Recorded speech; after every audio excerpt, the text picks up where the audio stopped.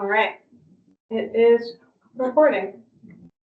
Okay, it's 1 o'clock, January 27th. This is the inaugural meeting of the new Land Use Review Board.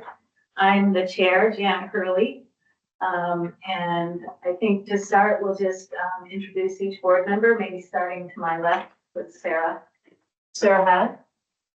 I don't know, were we going into more detail than that, or I think we can just, let's not, you know how long it took this morning for Yes, us to say hello. So, I'm Alex Weinhagen. and Janet Hurley. Kirsten Sultan. Brooke Dingledean. Thank you, everybody. And we have our staff here as well. Pete Gill, the executive director, Maddie, who is taking minutes today, Allison Stone,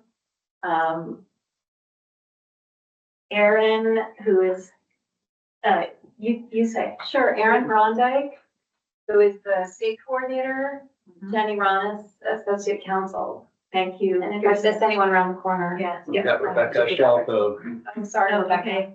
Rebecca's here too. Okay. We're joined by Thomas Weiss of the public. Okay, thank you. And then our first item beyond introductions is to offer people an opportunity for public comment. And I wonder if people who want to comment can just raise the hand so we have an idea of how many people we need to accommodate in the time slot that we have. So just one, Jeanette? Oh, and, okay, two, okay. Well, let's start with Annette Smith. Okay, Annette, your microphone should be working now. Hello, my name's Annette Smith. I'm Executive Director of Vermonters for a Clean Environment. And we've been working in Vermont communities for more than 25 years on land use issues and have dealt with Act 250, PUC, A&R permitting. We assist citizens in participating and having a voice in public processes. There are two things that I'd like to say to you today. First, well, I guess three. Welcome, and thank you for doing this job. I appreciate that a lot of the focus these days is on housing. And I would like to remind you that Act 250 deals with other issues than housing.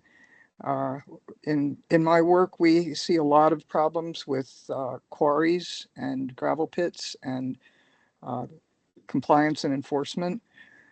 We've also dealt with landfills. I wonder if it would be helpful for the staff to create a list of all of the different issues aside from housing that historically have gone through Act 250. We've done very, very little with housing, but we have had to pick up certain slack on on Act 250 cases involving blasting, and Act 250 is currently the only program that addresses regulation of blasting in the state. My other comment has to do with the process and the value of the district commission process. And so in all of your work, as you look at any efforts to change Act 250, I want to speak very highly of the Act 250 district commission process as the best public process that we have in the state. In the last decade or more, I've done almost all of my work at the PUC, and it is truly a brutal process. And compared to what is possible at the district commission process, there really is no comparison.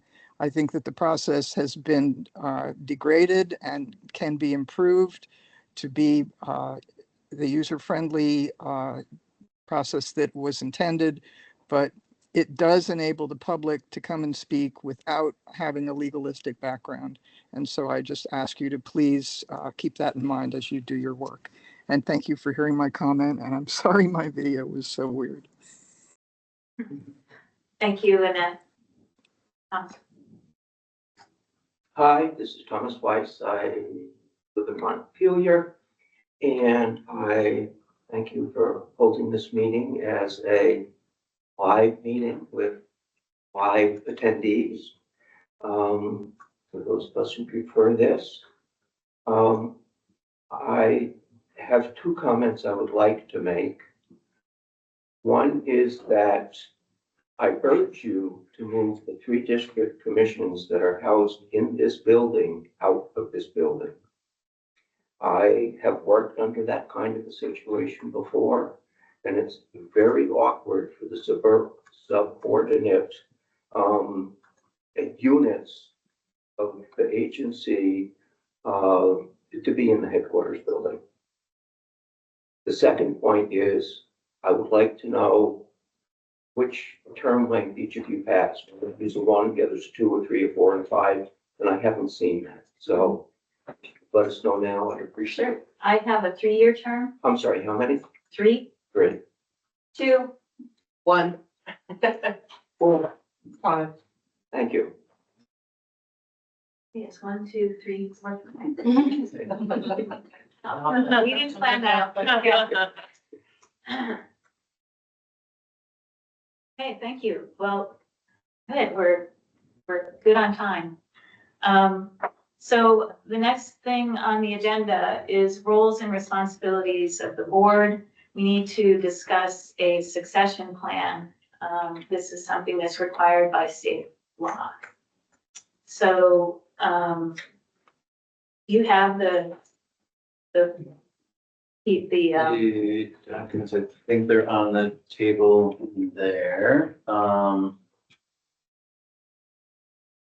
So we need to establish, when the chair is not available, who is next in line to be, represent the board.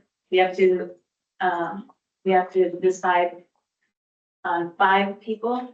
Is that right? Yep.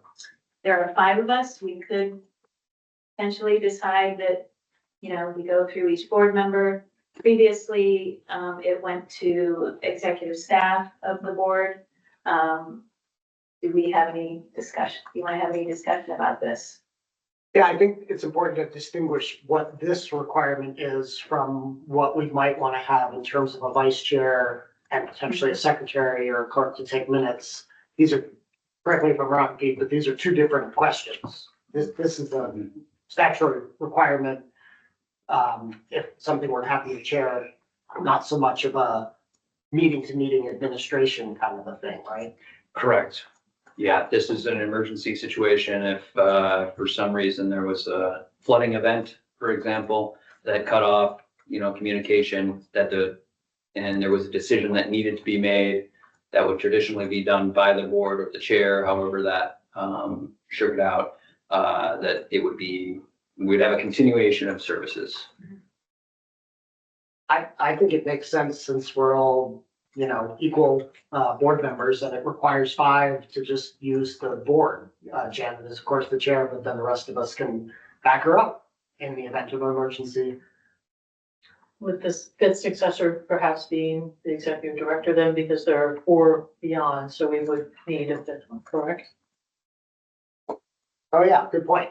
The 4 of us could fill 4 of the 5 slots. And then perhaps Pete would be the logical person for the 5th. You have that's the one I was looking at. I'm trying to, yeah. Right, Yeah, we that's do, true. we need Five. the Yeah, 5th, so, Yeah. yeah, that makes sense to me. Do we need a motion to that effect, or? I think we do. I would like to make that motion then, that the succession for the 4 spots be the other board members, with the 5th spot being the executive director. What about order? Yeah, we do need Do we to, want to do alphabetical? Sure. My Last first, name, my last name. okay, I'll take that amendment to my motion. okay, I'll second the motion. okay, any discussion? Just so that we understand what it is that's being delegated in terms of the authority. This would normally be a decision that we haven't decided yet, but that would be delegated to the chair. So if the chair were not available, then we would go down the list alphabetically. To find somebody to make that decision that was delegated to the chair, yes. Thank you. I concur.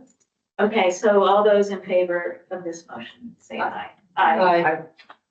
None opposed, so.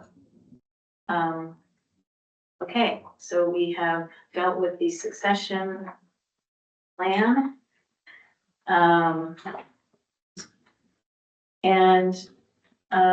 Now we need to talk about delegation and operations in a general sense first.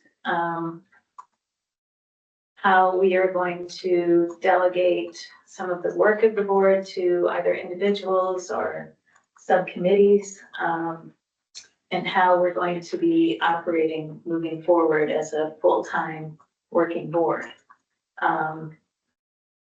So every meeting that we have with a quorum constitutes an open meeting. And we, depending on how cumbersome that becomes, it may make sense for us to delegate certain tasks to individuals or to subcommittees.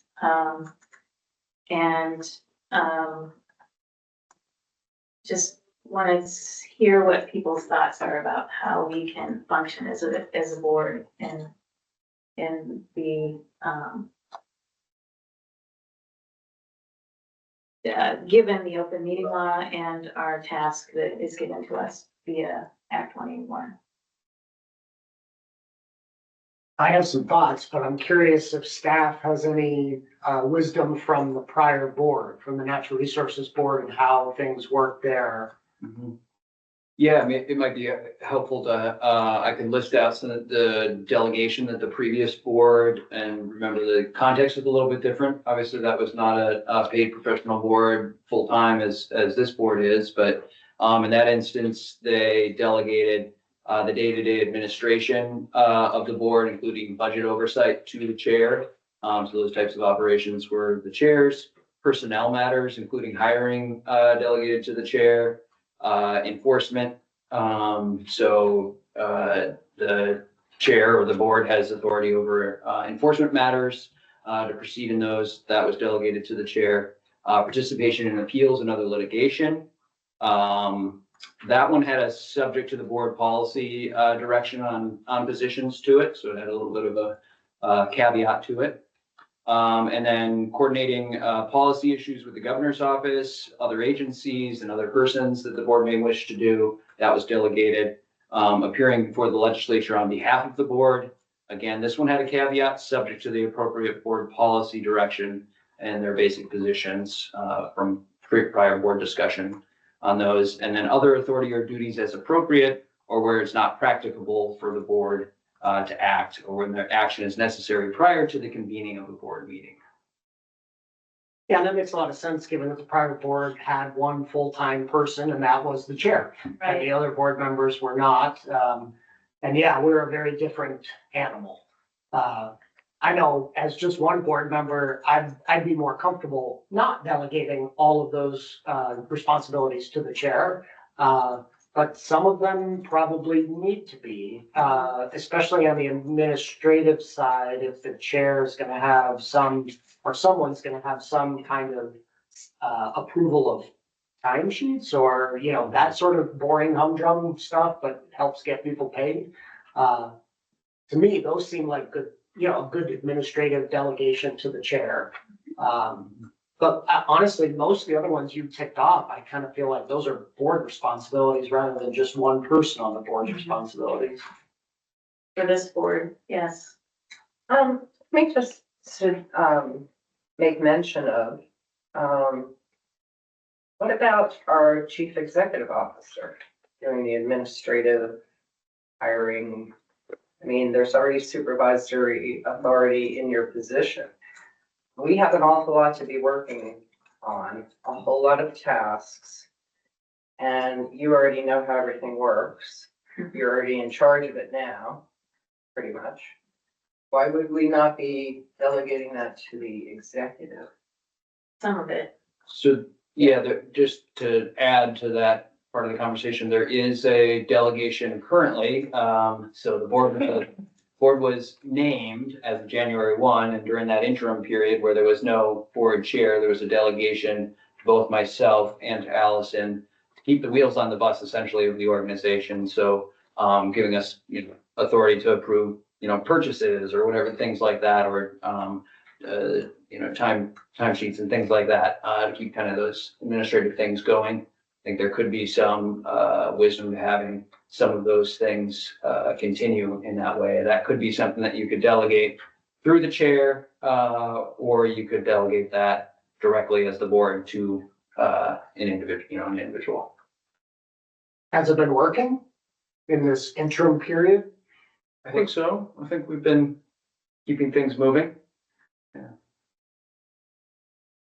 Allison, do you have any thoughts? You've been in the middle of it as well. I do want to flag that there are already, within the open meeting law, there are some provisions that relate to day-to-day administrative matters, but it says in the open meeting law that routine day-to-day administrative matters that do not require action by the public body may be conducted outside a duly warned meeting, provided no money is appropriated, expended, or encumbered. So I did just want to flag that there are certain routine administrative tasks, and we can talk more. I can provide some counsel on what things might fall into those categories, what things might require action by the public body versus sort of day-to-day administrative things that don't need to be acted on by the entire board. But there is some space for some of our administrative things to be happening on a day-to-day basis. I also wanted to flag that there is a provision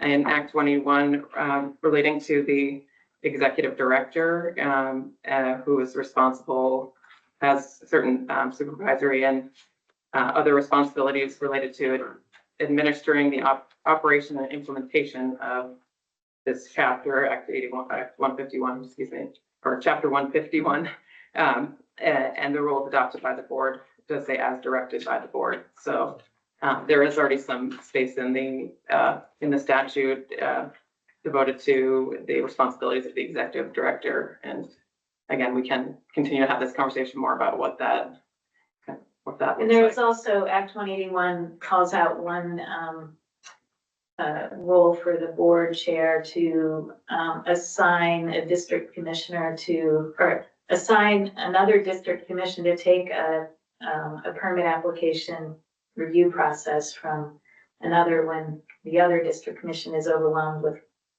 too much work. Correct. So, but I feel like, usually when I've been on boards and there's an executive director, the executive director is in charge of the day-to-day staff and hiring and firing and that sort of thing. The board doesn't get involved in hiring and firing except for the executive director.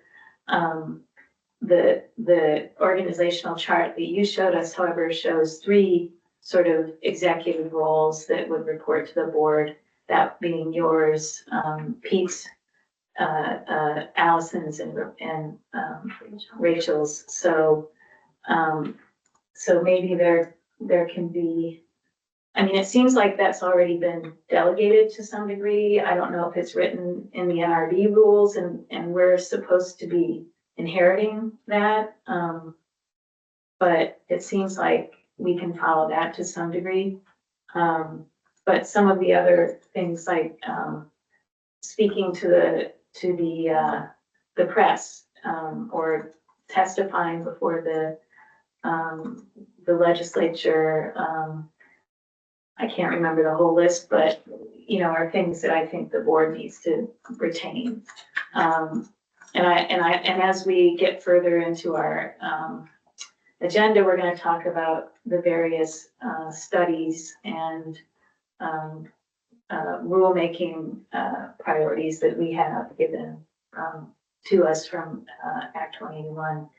And I think my initial take is that those should be the board's responsibilities, and that we would divvy that up amongst the 5 of us.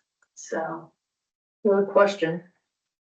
If we leave the delegation as it was previously created with the chair, then the chair has the ability to delegate either to the executive director, to any one of the board members, some of these. Mhm. So the idea of keeping it the same and having the chair be empowered and then be able to delegate perhaps while we're navigating this sort of next chapter and sort of learning our way through might be a very valid way of charting forward. Yeah, I would agree. Yeah. I want to do that, I want to do that for one or two of those items, and I want us to retain the responsibility for most of the other ones. Yeah. Like, thank you for having it right there, You're Sarah. welcome. You know, day-to-day administration, including budget oversight and personnel matters. Those are, I think, what we were talking about, what Brooke had mentioned, might continue to be best left in the purview of the executive director and general counsel and the business operations roles. But then, you know, the other items about when to participate in appeals and other litigation and coordinating policy issues with the governor's office during the legislature, I'd like to hold on to that Yeah, amongst the five of us. Although I imagine there might be times when the governor's office is gonna wanna talk to somebody and they're gonna call you, Janet, because you're the chair. So, maybe there is a role for being clear about that. Don't call Alex, just always call Janet, you know, that's.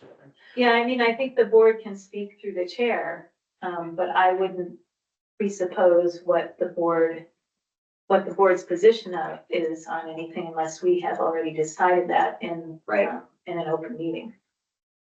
But if we were to take the model that was given to us, you could delegate to our three direct reports, the hiring and Yeah, firing. Yeah. So that's just something in terms of we as a board could delegate to you to delegate to the three direct reports. I don't see the purpose in delegating it to the chair to delegate it further, because I think, well, my preference would be just to delegate it, and make a decision as a board.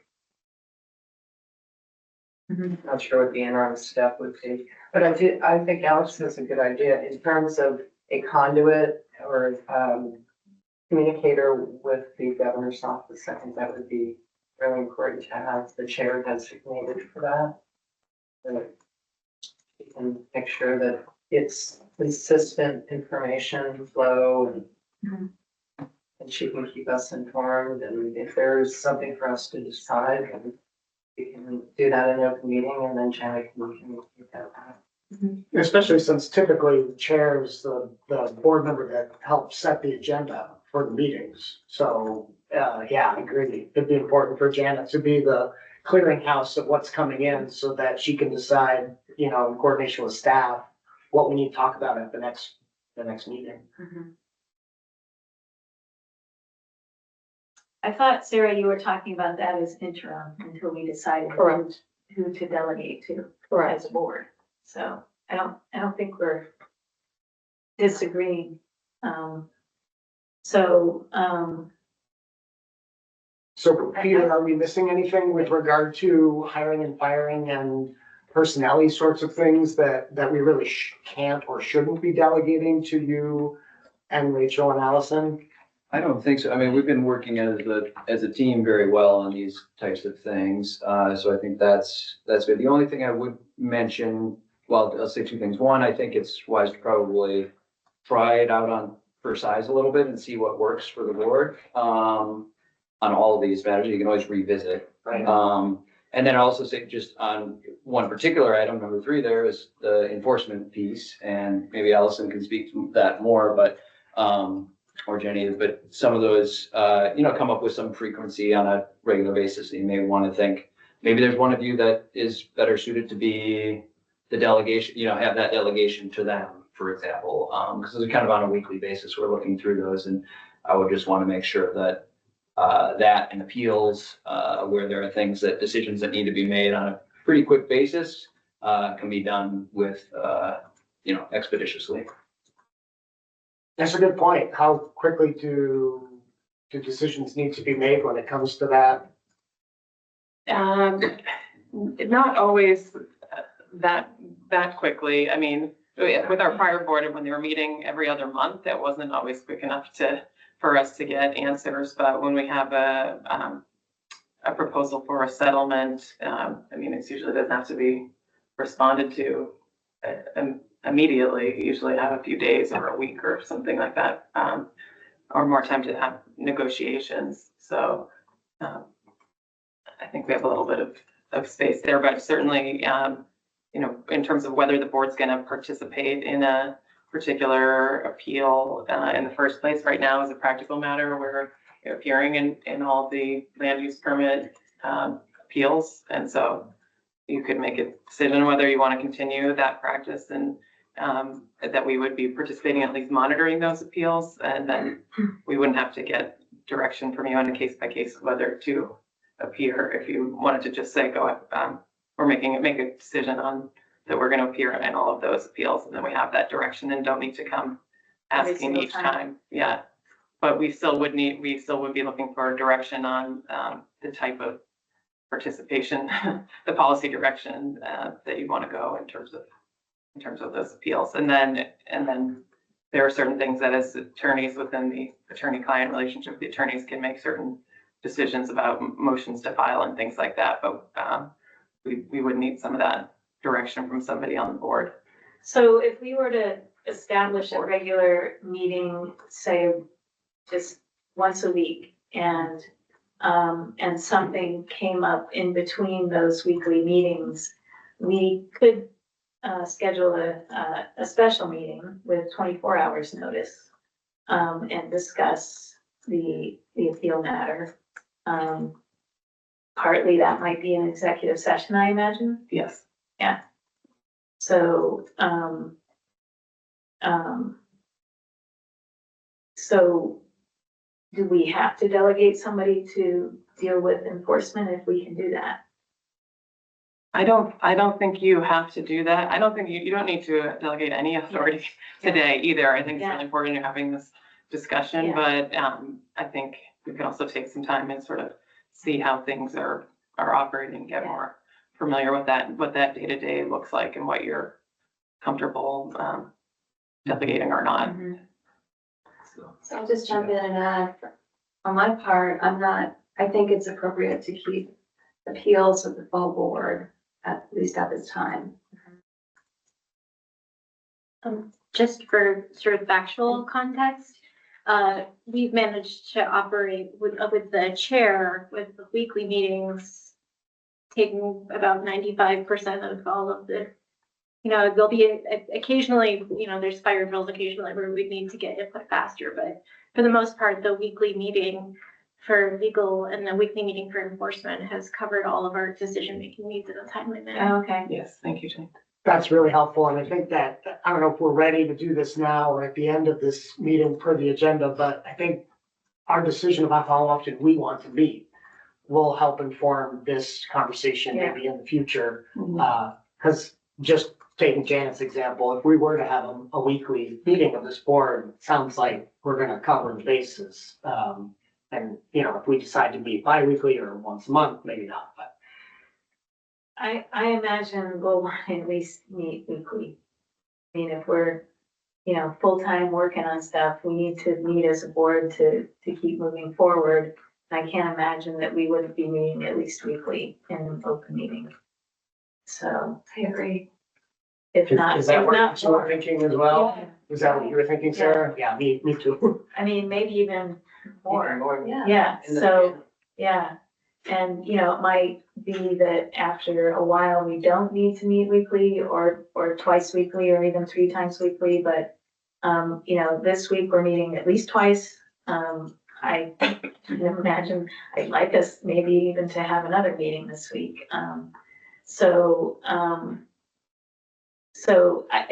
It sounds to me like that's workable, that if we are meeting at least weekly, if something else comes up that needs immediate attention, we can call a special meeting, and the board can decide what to do in executive session and then, report back out after the executive session. So, Yeah, that sounds good. But I think it sounds like we are ready to delegate perhaps some of the administrative things to staff today.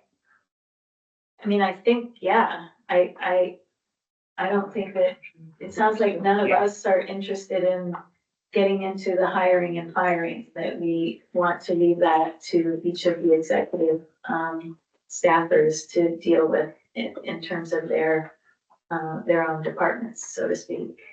So, However, what I would say is I want to also have that open door policy where if there's something that they would like to bring to us to make us aware of that we're vested in those decisions.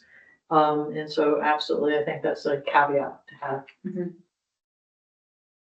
So Sarah was prompting me and I will take the prompt. I will make a motion that we, keep most of the responsibilities of the board, but that we delegate, day-to-day administration, including budget oversight, as well as personnel matters and hiring to our, to the three, executive positions, at the work.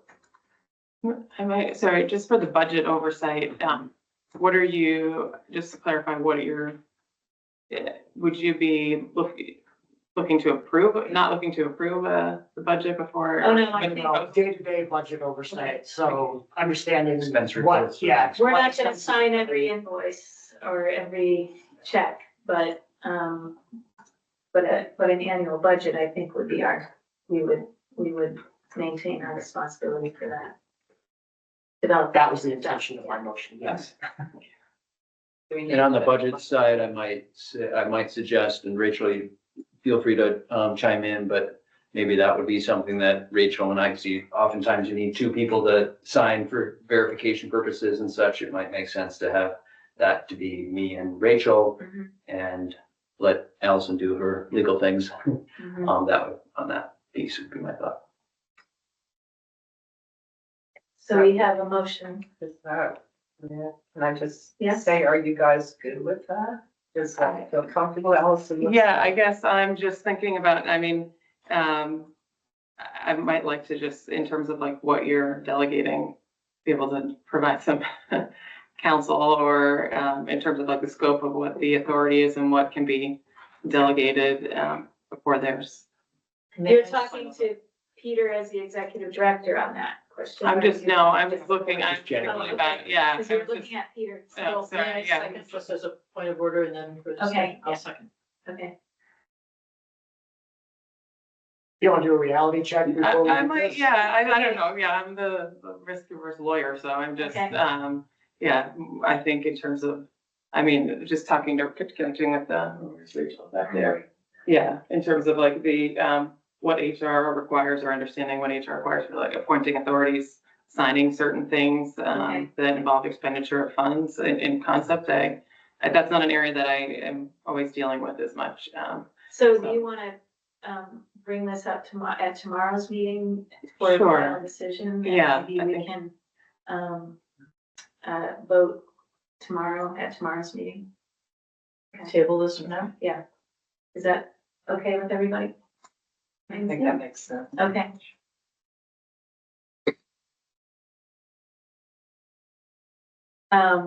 What time do you have, Pete? I've got 1:30. Okay. We're so far ahead. Well, we could talk more about operations, you Yeah. know, amongst ourselves and such. I think we can sort of talk about the Act 181 rules and studies maybe. I mean, I have some ideas about who amongst us I feel like has the background to take on some of these as sort of the head, mover and shaker on them. But I would like to hear what others feel on that. And we have here a list of things that we need to be working on. And to me, it makes sense to have somebody take the lead on them so that we can start working today on them. Maybe even have like a second person. Yeah, yes, Assign, yeah, for each of these Yeah. different silos. yes, Team of two. yeah. Keeping in mind that a team of two is a committee, and the committee meeting would maybe trigger open meeting law, so, I don't think so. I think if we created a committee, we are subject to it. If we just assign responsibilities, happy to defer to council, but. Yeah, I think we need to hear from Allison on that. Yeah. I already have, and I think, Yeah, I think, I mean, I mean, maybe tomorrow, I know we have some time, we're looking at going to executive session where I can provide some counsel, but, yes, I think where there's some sort of a committee or whether official or sort of acting in practice, that is assigned to a particular area, then there's the potential for that committee or subcommittee effectively to be, a public body that Yeah. requires, notice. yeah, Minutes and- all the things that the Yeah. open meeting law requires, so So let's we see. need to tread carefully there. Keep it to one for now, yeah. So. So your idea is that we all, pick one, At least sort of one. assign a point. There's more than 5, so we're gonna have to double up, or, you know, one of us, some of us are gonna have to take more than one, but. Yeah, my interpretation of this is that the board is not gonna be formally delegating to an individual. Right. It's just someone's taking the lead on it, but we keep bringing the executive summary and key information back to the board, so the board keeps its own eyes and ears on the process and what's happening. I would agree with that. And, you know, any reports, like, you know, it's the board's study.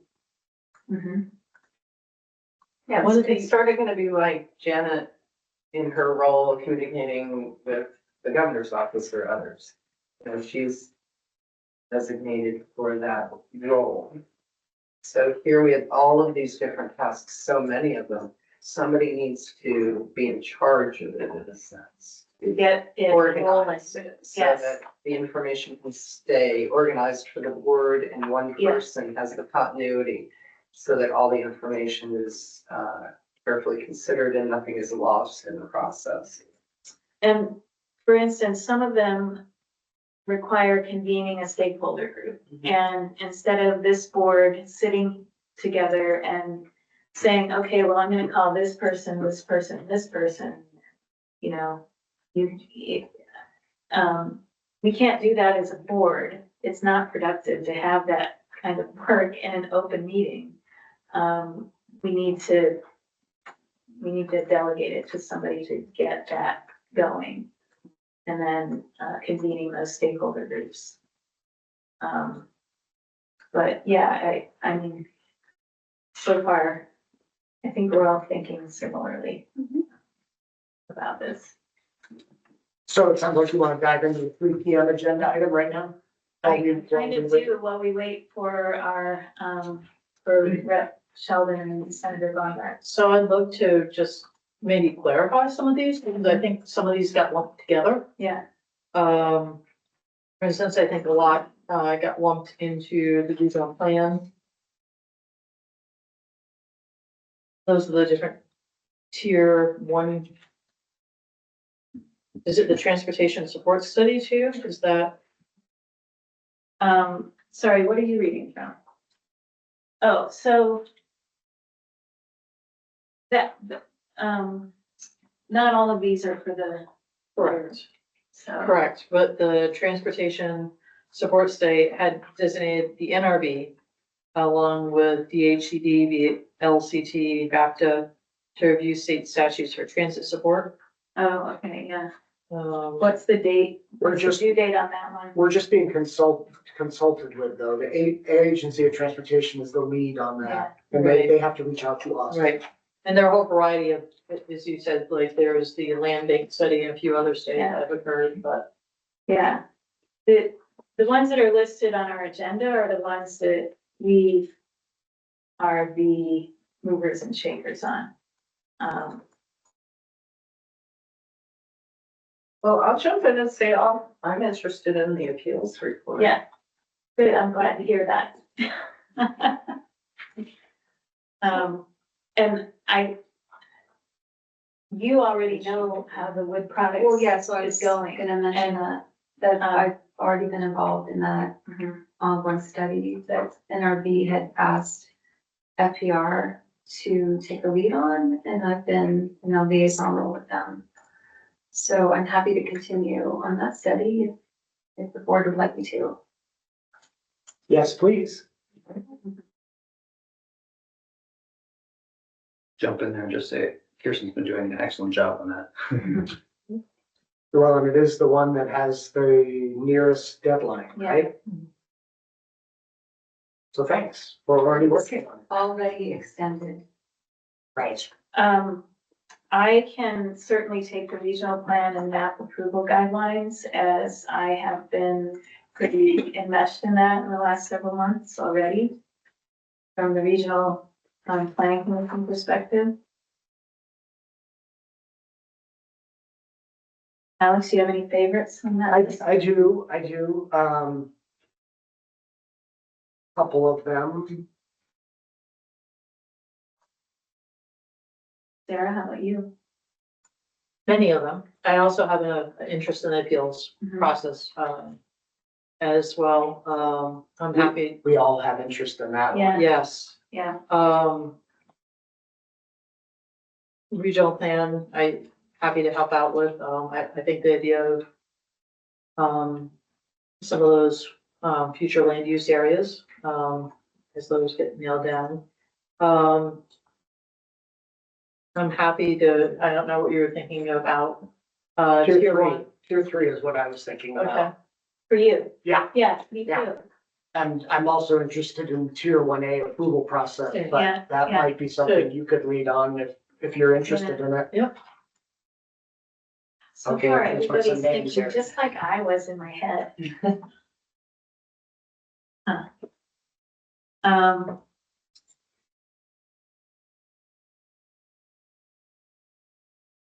if you're interested in taking tier 3, then maybe I'll, also help with the, road construction trigger. I'd be happy to help with the road construction trigger. All right, so I gotta admit that I'm blanking on that one. Somebody summarize the road construction Over trigger 800 study. feet. So Lake Road. I know it's in the statute already. What else needs to be done with it? I forget. Anybody remember? That's a good question. It's, Is there some kind of guidance we're supposed to develop? Yeah, yeah, rule. Yeah, promulgate the rule.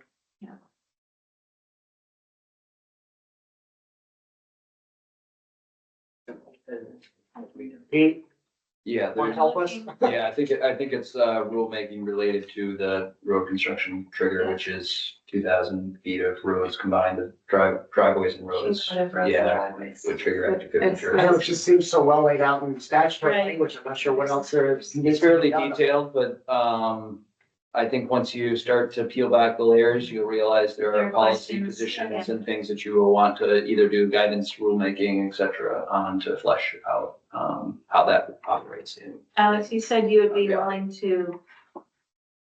Did you say are you taking that on? No, Oh, okay. I said tier 3. Sarah said she could help with road construction trigger and I Oh, okay. showed my ignorance of like, what exactly? needs to Okay, be so done? Sarah said, Sarah, you want? Right, with, I think we're interested in tag teaming. Yeah. Oh, okay, Sarah and Kirsten. The other thing I want to mention is with a lot of these studies, we're going to be engaging these stakeholders and I'm mindful of, we keep going out to those people and it's an ask. A lot of, it may be a state agency, but it may be someone in the private sector. And I think that we want to try to be coordinated with these individual studies, like there may be some places where there's overlap. And Yeah. we're sending out maybe a survey that covers sort of more than one piece that can go into more than one Yeah. study. That's a very So good that point. we're not, being reasonable with what we're asking. Extracting over and over and over again. Yeah, from because the there's a same certain people. fatigue, Yeah, people may absolutely. stop Yeah, participating. yeah. So I would love to lay claim to criterion 8C too, if you're willing to let me lead on that one. Sure.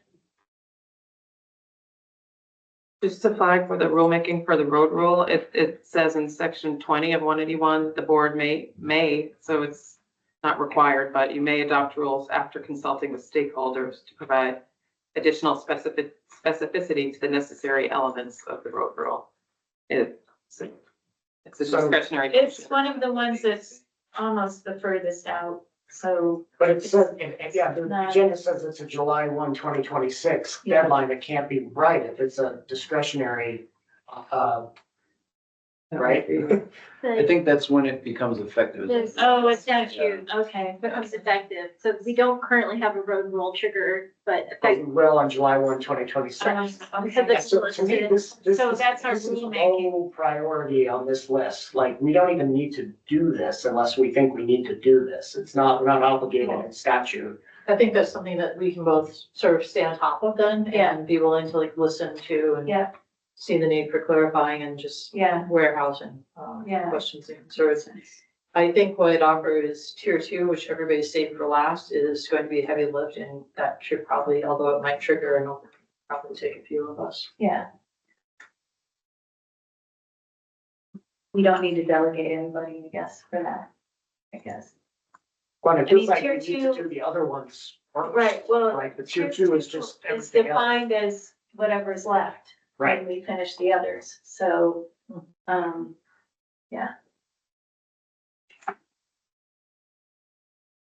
I'm happy to work on anything else. Yeah. So, Yeah, I'm interested But in all of I it. feel like, yeah, like others may have some particular expertise. The fragmentation, forest lots. That's- I'd be happy to be, involved, but I think you guys are more qualified in the area. I think we got, at least on the agenda, everything's signed, right? With the exception of tier two. yeah. We do. It was easy. We skipped over engagement in environmental justice law. Oh, where is that? Oh, yeah, because it wasn't in the, under the list. So part of what Act 181 did is it established that, covered agencies, and we are one of them, has to develop a community engagement plan. And we need to pay particular focus to, environmental justice focused communities, as part of that. And that's something the plan isn't due for a number of years. 2027, I think. It's July or March. It is. It's not this year nor the next year, so the month doesn't matter to me. Yeah. March. But, I would definitely be interested in taking the lead on that. Great. Chair Hurley, I'll just note, Jenny Ramos, that we've been doing some work on the environmental justice law and the reporting requirements as a covered agency already. And I'd be happy to brief the board at some point, Okay, great. or do even a training or anything like that, even to get everyone up to speed on what Where you our are, obligations of. okay, yeah, law. and where we should be, yeah. Okay, thank you. I believe we are up to date and current. Yes, okay, good.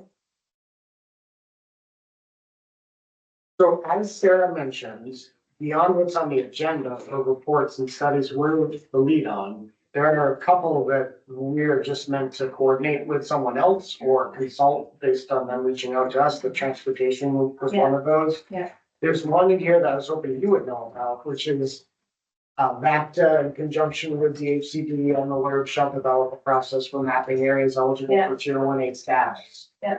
Has VACTA already done that? Because the They deadline developed, was. yes, they developed a methodology. Okay, Working. All of the regional planning commissions are working on, well.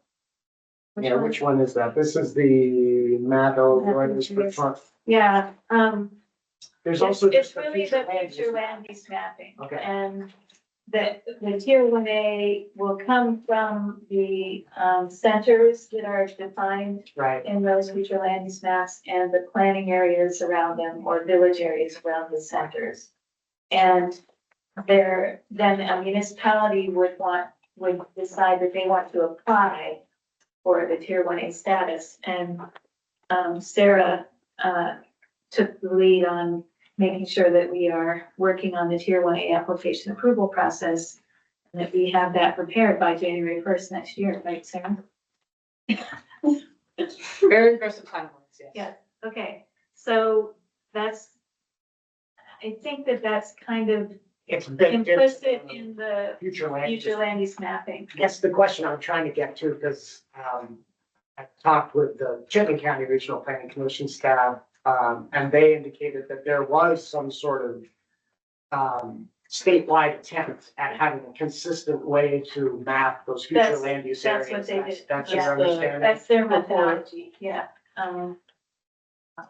That's the Yeah, one that that's I the haven't one. seen yet. Okay. Yeah. Okay.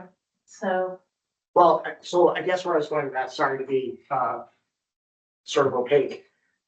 If they're gonna consult with us, now we exist, it might be worth inviting someone from Yeah. Baptist to a meeting to So I- consult with us. I was at their last meeting last week or the week before, I can't remember. And offered to have a LURB liaison to their regular meetings now, and they would love that. Okay. And, they've already reached out to me, for feedback on a guidelines document that they're working on for approvals. So, I would be willing to serve as that liaison to that group, if you wanted me to. Unless somebody else wants to jump into that. So that would be, Happy to have you serve in that. What I'd say is I'd be happy to serve as a backup because I think, tier 1A does have a very aggressive timeline to get started. I think paying particular attention to the future land use Mhm. methodology and process Yeah. and those types of things.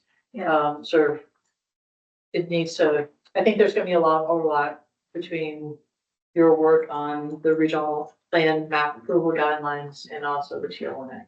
So I think not to have a necessarily subcommittee, but I think there's gonna need to be a lot of coordination. yeah. You don't feel conflicted at all? I guess I can ask Allison Stone whether she feels there will be any conflicts, but I was just asking you, because. no, I don't. Okay. But, having worked with a particular regional planning commission and worked on giving feedback for the FLU mapping methodologies in the past. And so the question is, would that preclude you from having a representative that would interface with them, or what would be the Yeah, specific? Yeah, I don't yeah. think so. Yeah. I don't think it's a direct conflict to be able to have conversations with them, I guess. To keep abreast of what they're doing, converse with them, yeah, okay. Yeah, Jenny, do you have any thoughts as our Uh, ethics officer? I would just ensure that there's no financial urgency in that way, or that there's continuity of that. Yeah. And I think, we're gonna have a lot of discussions about potential conflicts of interest, and those are things that we can do on an individual basis with you guys, and not necessarily because it's legal advice, we don't necessarily have to do that in public meeting. Okay, Yeah. and if I could wrap this up right now, we can come back to it because Stefan Gartz and Amy Sheldon are here to talk with us about Act 181 as the architects of the bill. Now law, Is that your segue? that's my segue. Oh, okay. Welcome Stefan Gartz and Amy Sheldon Thank you for having us. to the inaugural meeting of the Land Use Review Board. Well, it's super exciting to see you all up there and congratulations and thank you for taking on this challenge that we helped create. I don't think we have anything particularly too formal. I made a little outline. I don't really know what y'all have covered so far. I'm afraid to. If you, some things to start off the conversation. So,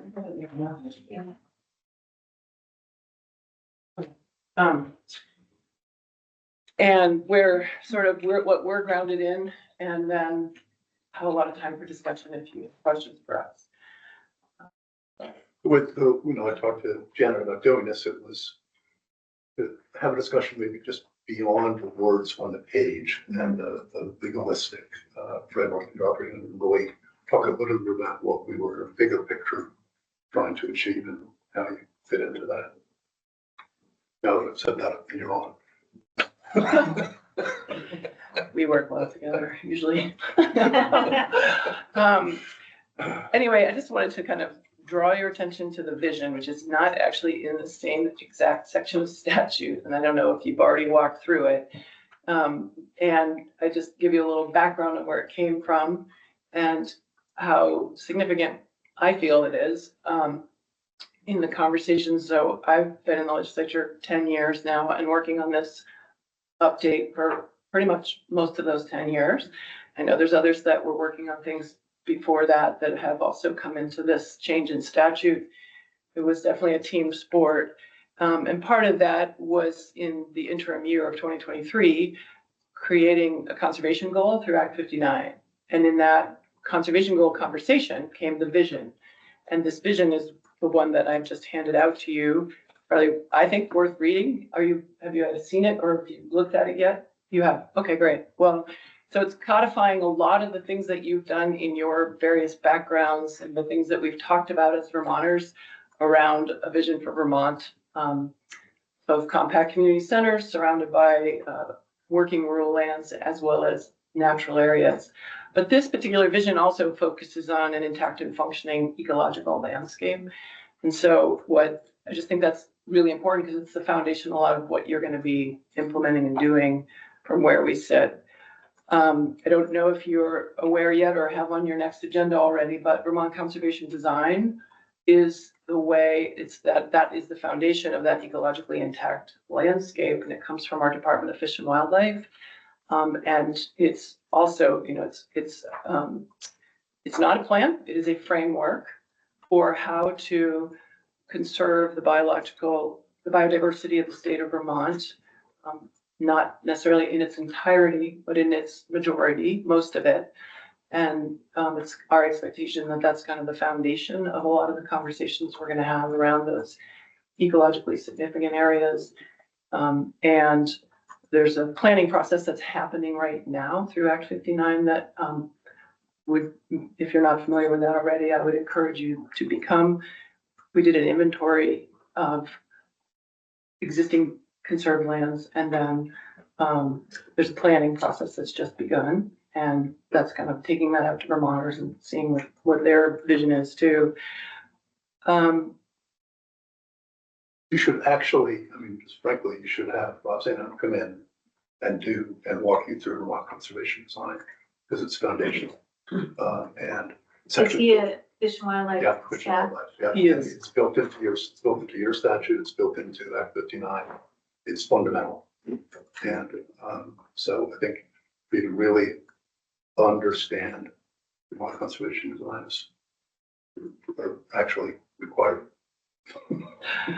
So we both of our committees have just heard the presentation again, and I was there. I was going to just say, make sure you do hear from Bob. An hour is good. Hearing it multiple times is even better. We have it on. He did a great job in our committee this week, and it's kind of worth seeing it. It's where the forest blocks, the rationale for the forest blocks for the road rule, and connectivity, you'll get it when you listen to him talk. And then I'm sure some people wonder why I thought it was a good idea to have two sections of statute be called Community Resilience and Biodiversity Protection Act, but I do see them as fitting together, sort of nested like a glove, where we have a conservation plan that is focused on really the conservation of natural communities. And through that, the human communities, we depend upon those natural communities, but then also through our land use planning regulation, the community resilience, the human resilience, all the things I know that all of you are aware of and have practiced in your previous professions, but just thinking about, and conservation design really brings it home. What is a resilient landscape? Not just for human beings, or not just for wildlife, but also for human beings. It's very much synergistic. It's also synergistic with our economic goals and our recreation goals and our quality of life that we all value. So we see that all as kind of fitting together.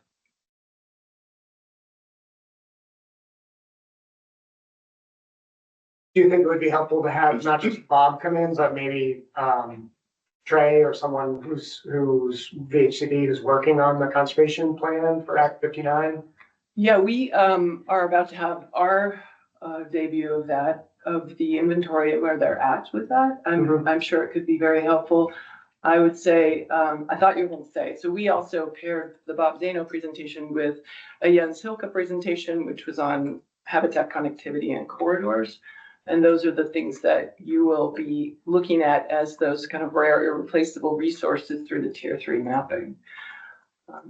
And I think the more you can, impart that information into you, it will just really help you with that task that's ahead of you. So yeah, sure, if you have the time, that'd be great. The next thing was one you were going to cover. Which was?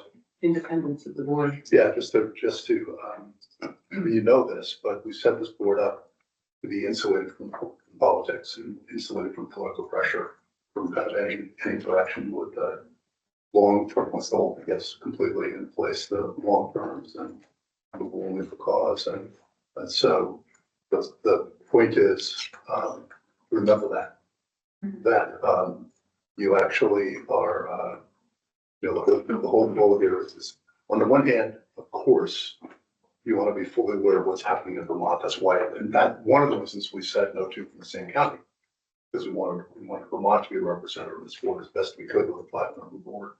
And of course, you're going to stay in touch with your communities and what's happening in Vermont, but also remember that you are designed to be independent thinkers. And I think, one of the things that I said sort of constantly as we were going through this last year and putting this together is, at least in my brain as we were doing this, one of the things I thought about a lot is that I have said I want people on this board who wake up in the morning thinking about how everything fits together and go to bed at night thinking about how everything fits together.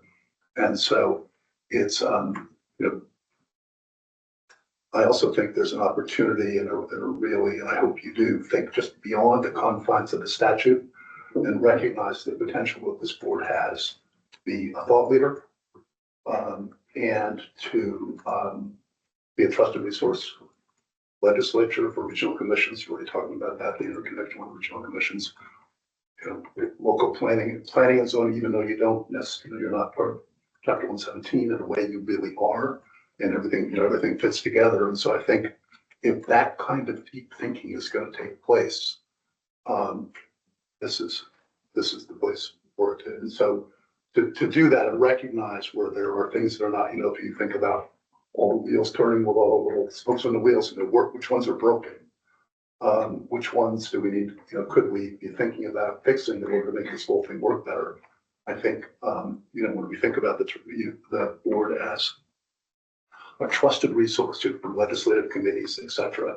I would urge you to also be thinking along those lines. You've got your statutory obligations and there's confines, but there's still an opportunity for the board to think expansively and help the legislature and others think about how things can fit together and work better toward the charge that we're trying, toward the goals that we're trying to achieve. I'll say one other thing.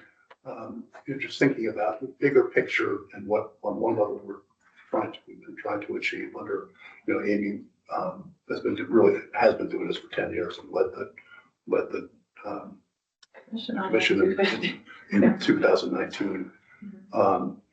But is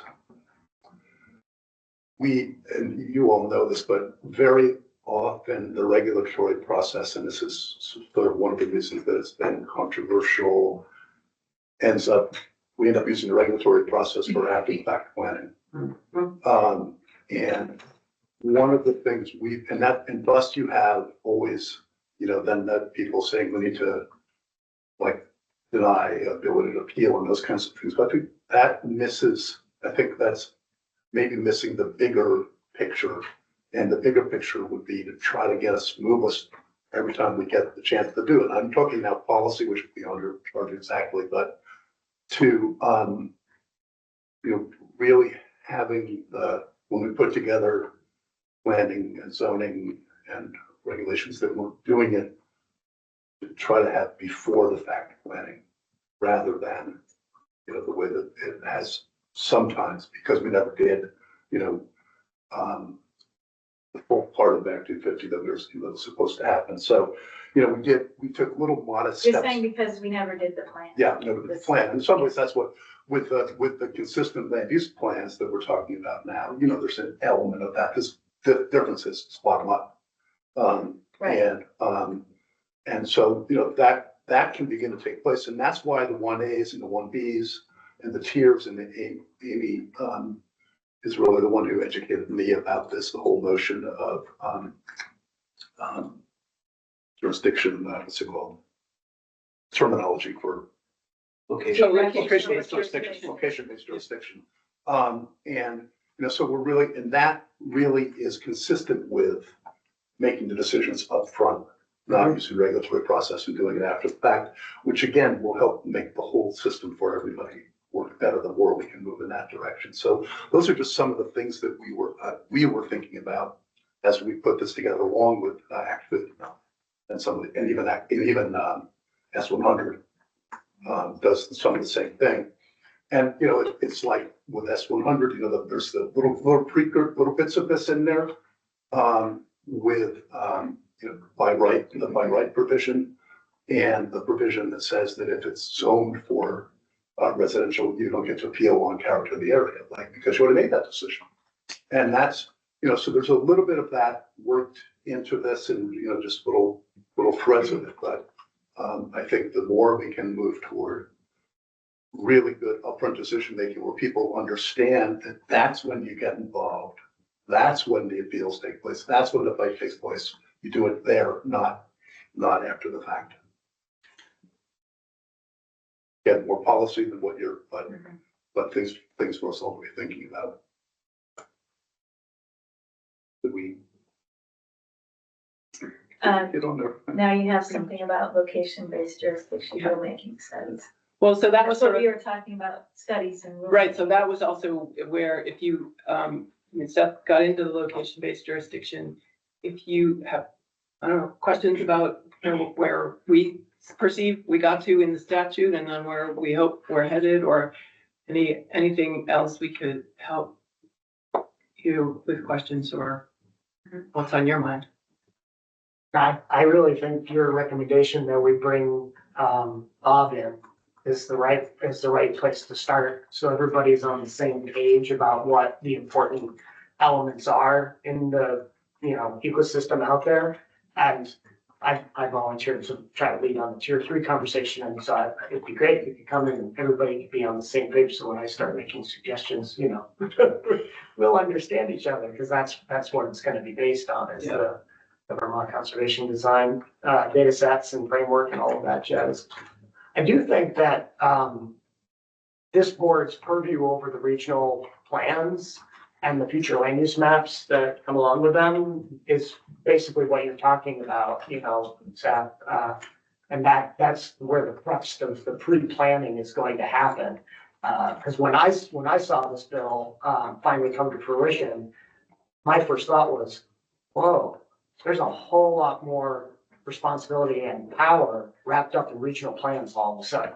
I think most Vermonters probably never thought too much about regional plans, but they're going to start thinking about them, because that's where these future land use maps are going to decide, where we're growing, where we're not. And it puts more emphasis on local planning as well, because that's how the regional plans are going to Right. They're Right. going to get built to get within the regions. So the combination of bottom up, top down to come up with the entity. So there's going to be, I think, a lot. Hopefully, this is one of the things we were trying to accomplish. A whole lot more attention paid to those to that process, and then have that process actually be, in a way, the end game. That's not doing after the fact, not doing after the fact planning after an application goes in. So, and that's consistent with the whole notion of location-based jurisdiction. And that's why, and that's how we ended up with the 1As and the 1Bs and tier 3 and everything else that we're trying to accomplish. But I do think I said the other day in committee, when we did in the Senate Natural Resources Committee, we did the Vermont Conservation Design, I sort of stopped before Bob started and said to my compatriots on the committee, this is the most important thing we're gonna hear all year. And be open to accepting that you might want to hear it again. You can watch it recorded. I mean, I've heard it a number of times and I learned something new every time. And there's information at the end of the presentation that we had a little bit about the current use of the inventory and identifying those gaps in our conserved landscape, if you will. But just to build a little on the importance of, I mean, again, I know you all have a lot of collective experience in the planning world. But I think of it as like this, it's like this kind of chiropractic adjustment that we are aligning things that had evolved in different directions. You know, Act 250 started before we had planning at the local level. And then planning at the local level for many of our communities has grown up and become quite mature. But we're filling in that space between and providing the accountability so that when the plans have more weight, they also, you know, that's your job, is to, the efficacy of those plans really matters, and the public engagement and the commitment of the communities that make up the regional planning area, their knowledge and understanding of what they're part of is what we're lining up, and we can mature into this next stage with a commitment to the vision.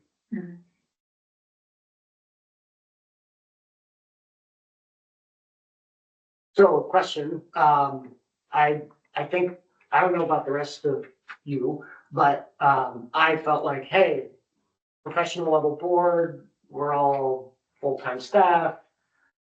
We come in with a lot of expertise, like, and I know our chair wants us to hit the ground running. But I don't want to forget the fact that usually the first thing a new board does is a little bit of education and a little bit of like, you know, let's understand things, get on the same page.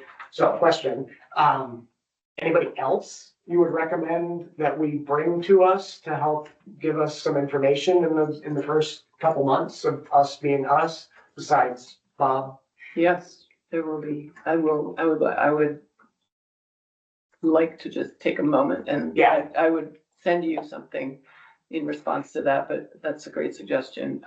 The education piece of my current job is a part of it that I love, and you know, looking at my agenda this week, you'll see a lot of background information on ecological topics that are also a part of this vision for Vermont that are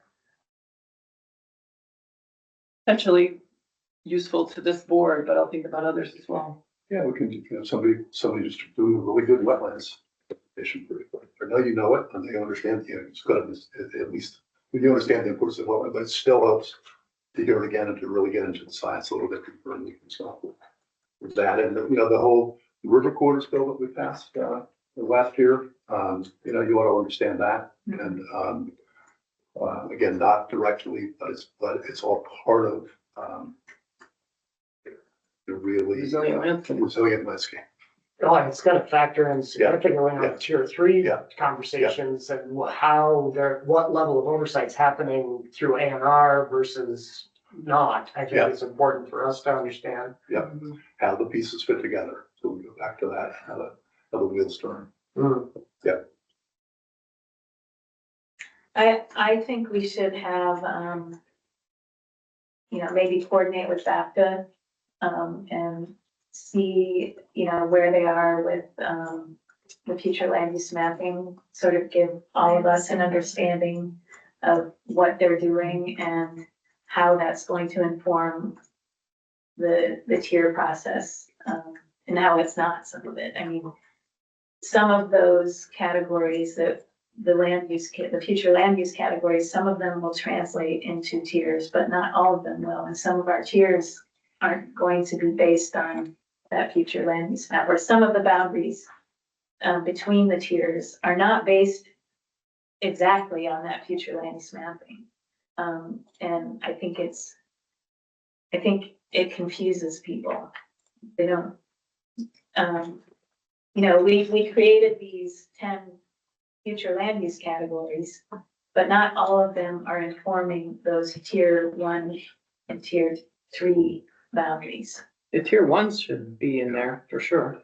Right, right. The tier 1A and B are informed by those, but beyond that, and the, yeah, so the centers and the areas around the centers are going to determine those tier 1A and Bs, but it also requires at this point that a municipality opt in to get those. So there could be municipalities that are mapped as centers and village areas that do not want to be tier 1 either, A or B. Yeah. Or, And so- or cannot Right. get to tier 1A because they don't meet the Right, statutory exactly. requirements, even So- though the future land use category is. So even if they did want, yeah. Right.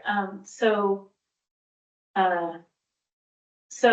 I think it, for us, but also for the public to understand, this process, that those future land use maps are not the jurisdictional boundary maps. Those are coming Well, after applications for tier 1A and B and after the, tier 3, boundaries are established.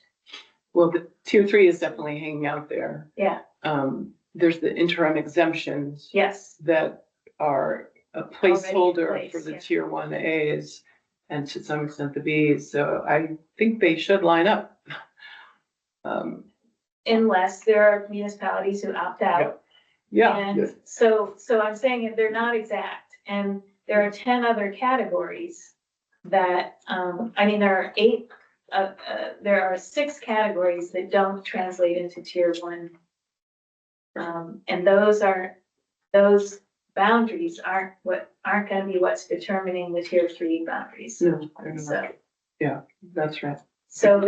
so I think people in general are confused about how that's all gonna work. And I think it would be good for us to hear where the regional planning commissions are and working with their communities on that.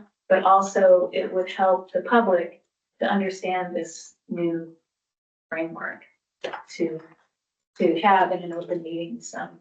Yeah, and I think Discussions. the maps will help. Yeah. And there'll be ways of showing that as an overlay. And I guess I would just speak to, you brought up the opt-in, opt-out.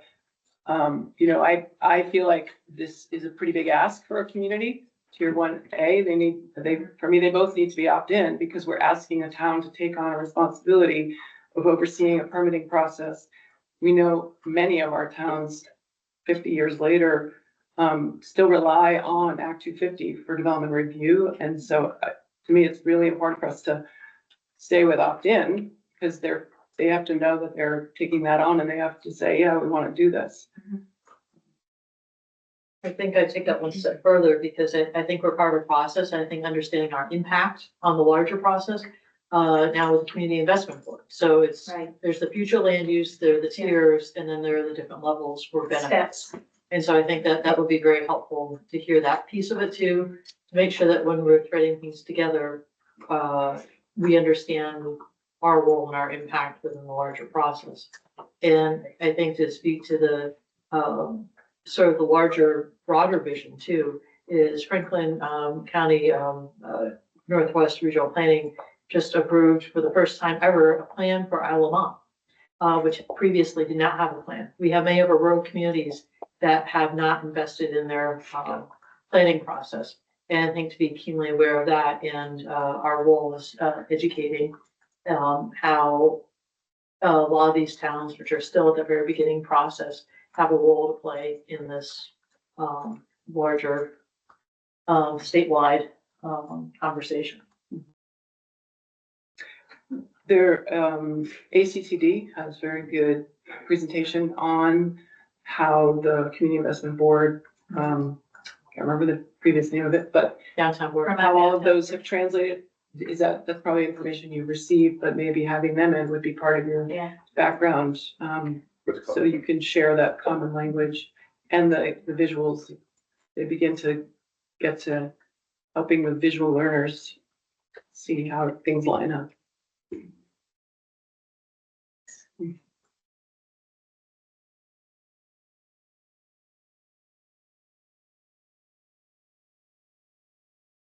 Can you tell us a little bit about this year's priorities as, in terms of, any tweaks that the legislature is looking to make? Or is that not yet been discussed much?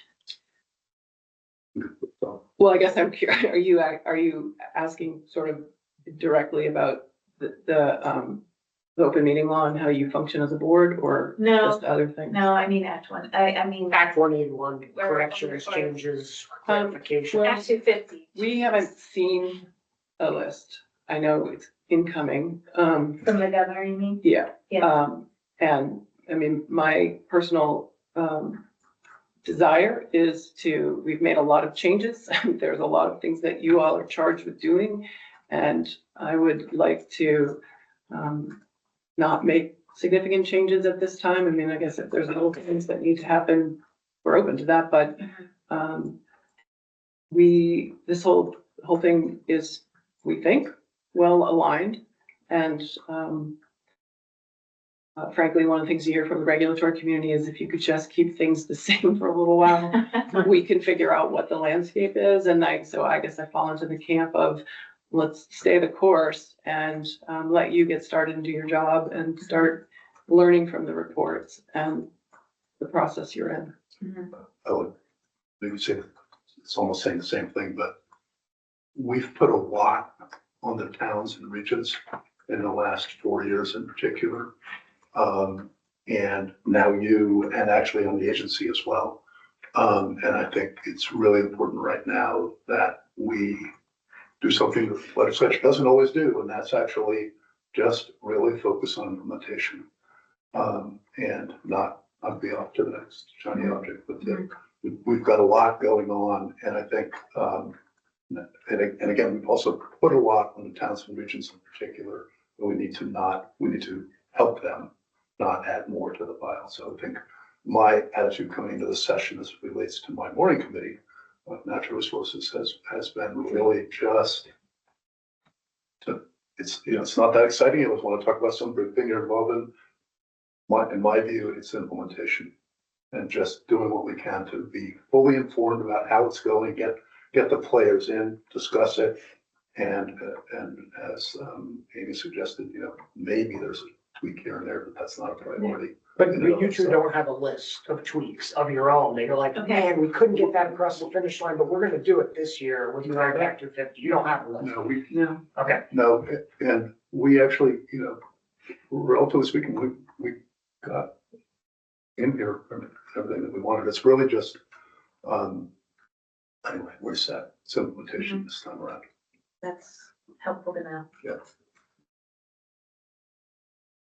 Things will emerge that give a lot of that, but, I guess, there would be things that people are trying to get done that come through our committees, but that's my view of what we should be focused on. Anybody have any more questions for Stephanie? Staff? Yeah, we're excited to be here, though. I'm excited to see you in existence. Yes, did it? Yeah. And off and running. At a table? Thanks for creating us. So thanks. Thank you for coming. We'll stay in touch. We'll probably end up having you into committees with somewhere on one, just to talk about. Oh, I'm curious, Alex mentioned that he's heading up the tier 3. Do you have assignments for the other major categories? We just started discussing that and we sort of jotted down who is gonna start moving these things forward, and I can tell you if you want me to. Sure. I took on engagement in environmental justice. Kirsten took on the wood products, study. Sarah took on tier 1A application approval process. I took on regional plan map approval guidelines. Criterion 8C, Alex took on rules and guidance around that, as well as tier 3 rules. And Sarah and Kirsten took on the road construction trigger issue, and Brooke took on the appeals report. So That's great. We don't have anyone on the tier 2 report. We're gonna It, collaborate on yeah, that. Because it seems like the leftovers, yeah, even though it's a really big slice of the state. yeah, it's not, but it's sort of hard to do that before we know what it is. You know, just to say one more thing that we didn't really talk too much about is that we talked a lot about conservation design. You know, the other thing that we did, of course, is for the first time in the history of Act 250, we sort of partially relinquished jurisdiction in downtowns to make, you know, where we've already made, again, upfront decision making, where we've made the decision as to where we want intense development to take place under the right circumstances with all the things we need to make sure it's done right. And then you have the 1Bs for the more rural areas, and especially with that language that we put in about sewer, water, or appropriate soils. You know, I think we have created the opportunity for a lot of housing to get built. You know, there's all kinds of factors that go into building. You know, we can't control the cost of labor, materials, and blah, blah, blah, but we can. And I think, Really little permit. and I think that this is another time when we need to let this unfold. We need to let this process come through because, you know, there's all this sort of energy level. We need to do more around housing. I think we've done a lot here, and I don't think people fully understand how much opportunity this creates for housing. You know, the fact that we need more housing doesn't mean we can't be strategic about it. And this is creating that opportunity and being strategic as we do it. And I think it's just as a policy matter, again, not directly related to how you're gonna be doing anything about this, but I think it's really important we let this process unfold. Let you do your work, let the regional commissions do their work, let you do your work. And in the meantime, the exemptions are there, and then this is gonna unfold, but I think we're gonna find that rural Vermont is really built into this in a way that I don't think people fully appreciate yet. The maps will help tell us that. Yeah. When we see just how much area it is in particular categories. Yeah. So. Thanks. Thank you. Thanks for coming in. We'll be seeing you. Yes. Good. Great. Bye, everybody.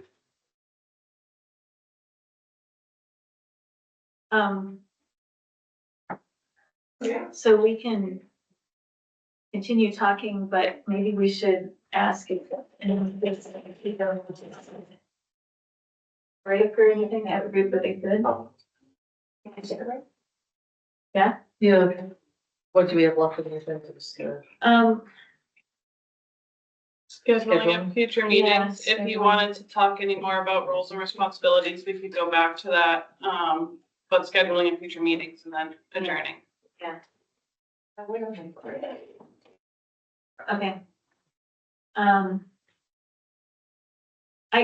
One thing that I forgot to raise right at the beginning is that, we are the Land Use Review Board, the LURB.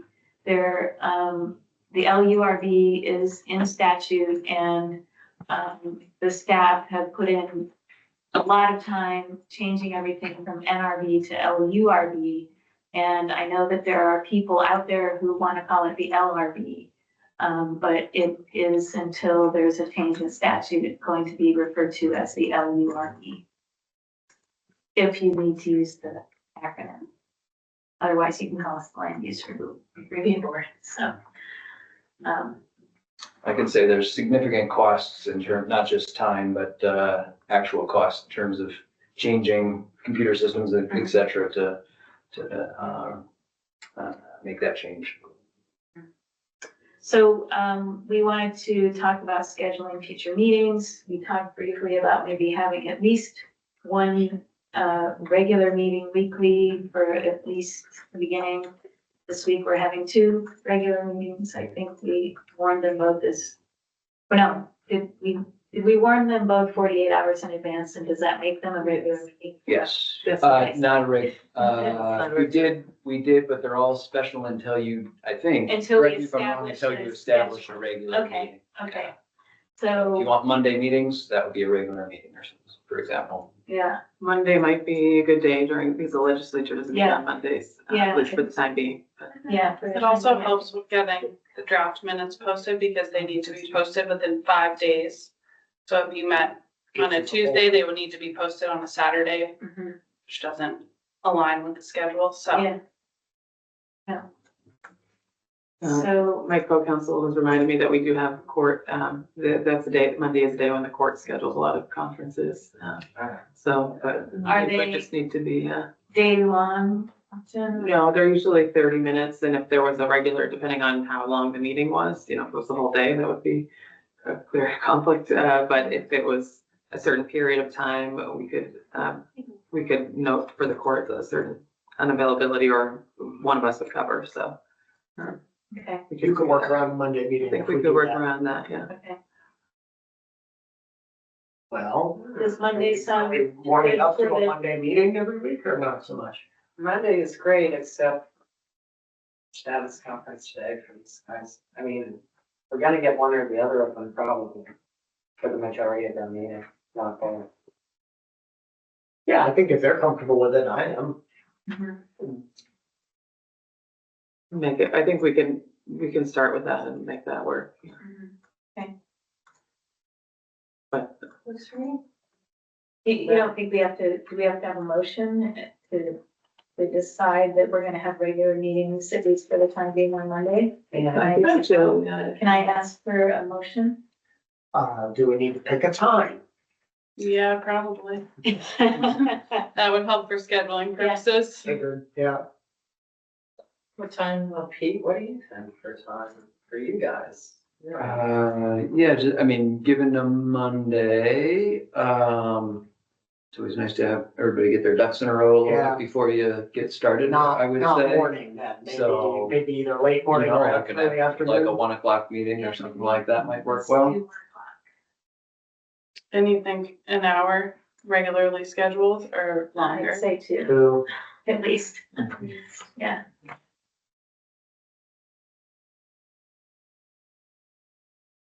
Starting next Monday. understanding that there will be certain state Yes, it- holidays that get in the Oh, way, that's true. and some of them fall on Mondays, but that's true other days too. I mean, if you pick another day, I mean, you might get legislative requests from the legislature, but you could always, if you had a clear regular meeting, say that it's preferred that you could Come at a different come in at day. a different time. Okay, Overcomplicate, but It could be like an automatic, if it is a state holiday, it will then be the next day, Tuesday or something. Yeah. I can see. Bill, Why not? Yeah. Presidents? Do we have, What's that? do we have questions? Did you have something? Yeah, I Yeah. think that's the next one that's coming up, so that's, that's Yeah, usually do. Oh, I thought we just had precedents. Yeah. 2 weeks. Marlon. Yeah, Martin Luther King. yeah, the more important ones, Yeah, okay. let's see here, February, probably the weekend of 20th or something. 17th. Yeah, the 17th is President's Day, Monday, the 17th of February. I mean, we can always get the draft minutes posted sooner than 5 days. Yeah. It's just their need to be up within Right. 5 days. So if you had a Tuesday meeting, Yeah. 4 days would be Friday. I think we can address holidays on a as-we-go basis, especially if we're meeting. Yeah. Yeah, I'll make a motion that, the board set a regular meeting schedule of every Monday, 1 PM. I'll second it. Was it resolutions that? And then are we adding that when there's a Monday holiday, we're going to write it up? Yes, we will call it audible, in advance. Right, I don't think we need to set a standing policy for what the day will be. We can just move it on those particular holidays. You could set a special meeting then on that week or something. Next one is not until Memorial Day, so you got some time after. President's Day, yeah. We were just discussing as lawyers, but maybe we could write up some sort of resolution for you to consider at the next meeting that could account for like a regular practice for holidays, that it would default to Tuesday if the holiday is Monday. Okay. I'm not sure we need that much help figuring that out, but since you probably have more important things to spend your time on, but, okay. Well, so Needs to be. do they have to be warned individually or do they have to be warned? So each The agenda meeting, has to be part of the morning. So. But it'll be helpful for the public to know that we have a regular meeting time and day. it definitely is And where to helpful. go to see the agenda for it on the Friday before. Yeah, for a Monday meeting, I would post the agenda the Thursday before for the Everyone 48 fits the hours. statute, right? Yeah, it's tricky because it's not just, it used to be like business days, you know, so that's Yeah. easy, but now it's just calendar days, but Mhm. Saturday and Sunday are not days that people work, so.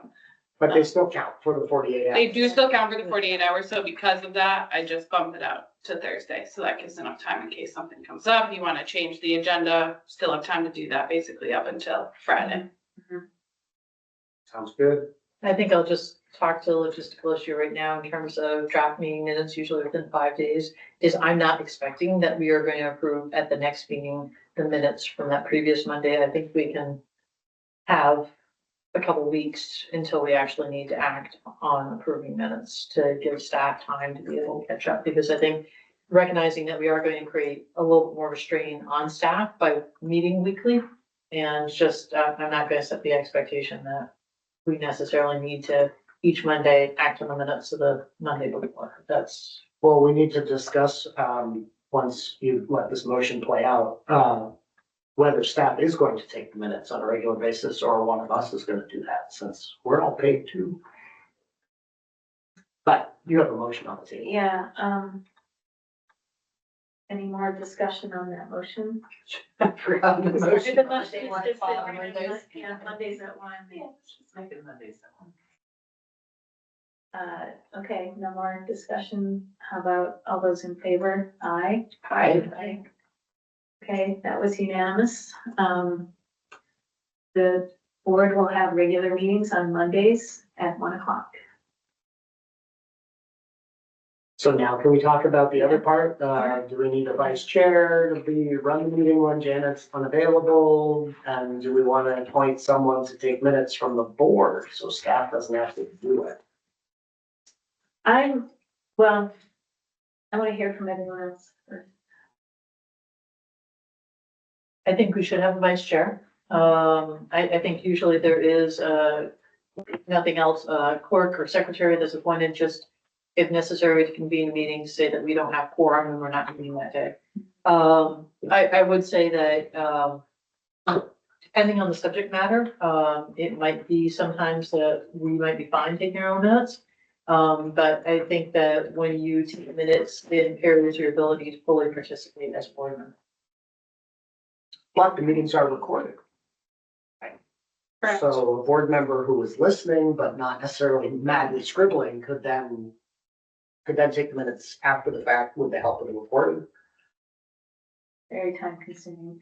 Having done that for I years. think, Well, I'm gonna throw this idea up there, and that is, how detailed Right. in today's world do minutes really need to be? They need to convey the business that took place, but Mhm. there's going to be a videotape. People can fast forward through it, watch it at triple speed if they want. I mean, the information is being made more available today than it ever has been. I have always been an advocate for what I would describe as bare bones minutes. They explain the business that was conducted, but to sit there and basically write a transcript of who said what, often it is very difficult to capture that information. And I don't see this as being a task that we should be expending great resources on when we have the information available, compliant with the law for the public to get. So I'm going to make a radical suggestion. I will volunteer to be the scrivener. And again, we have a recording. So if folks don't feel like it's comprehensive enough, we can go back and flesh it out more if you want more information in it. But perhaps that would be a way, because I honestly don't want to place this burden on anyone else other than the board. I appreciate the notion of not being able to fully participate, but I'm pretty good at writing notes. keeping an ear open. If you don't mind me saying, what are we voting on again? That's the most important motion for the person taking the minutes is, could you please tell me your name again? I couldn't hear that. What's the vote? Yeah. Well, if you weren't gonna volunteer, I was, so thank you. And Darn, I should have waited. I wholeheartedly agree. I like statutory minutes, not transcript minutes. And I think that if you're willing to do them, it frees up staff to do more important work. And frankly, we're all staff, so we're an unusual board in that way. You have to spend, an hour formalizing it in minutes. That's what they're paying us for. An hour for what length of time of meeting? No, I'm serious. It should not be a process that takes somebody an hour. It should be notes that are taken and double check it with the recording. But it is going to be a bare bones, I will tell you that right off the bat. I mean, not that it's going to be cryptic and you won't know what's going on. But I've had experience taking these kinds of minutes and approving these in the past. And why don't we give that a shot? And again, we always have the safety valve for that 5 days to supplement it if I miss something and see how it goes. Well, thank you. Well, I just want to say I really appreciate you and Alex, offering to do that. Because I feel like for me, I was gonna offer that with interns. Like, yeah, for me, I find it trickier to be fully engaged and participate while also doing that. Like to capture minutes and not want to go back and listen to some 2-hour or giant transcript. I mean, it's just. Or we could circulate it and make sure that if there's something that somebody believes needs to be Be in there captured. before it gets, voted on, yeah. Yeah, and I agree, they can be I mean, cursory. Yeah, it goes out, it would go out in the agenda packet, and then if you have corrections or additions, bring it to the meeting, so it's all in the open meeting content. That sounded So okay? I'll make a motion. Yeah. If I'm gonna try to kill two birds with one stone, I'm gonna move that, that we have Sarah serve as a vice chair in case you are absent. And that Brooke serve as our secretary/clerk, for the purpose of taking minutes and whatever else the secretary clerk has to do from time to time. Not gonna get him coffee. Okay, Second? okay, any discussion? Yeah, all those in favor? Aye. That was unanimous again. So thank you very much. So we do have another meeting tomorrow at 1. We,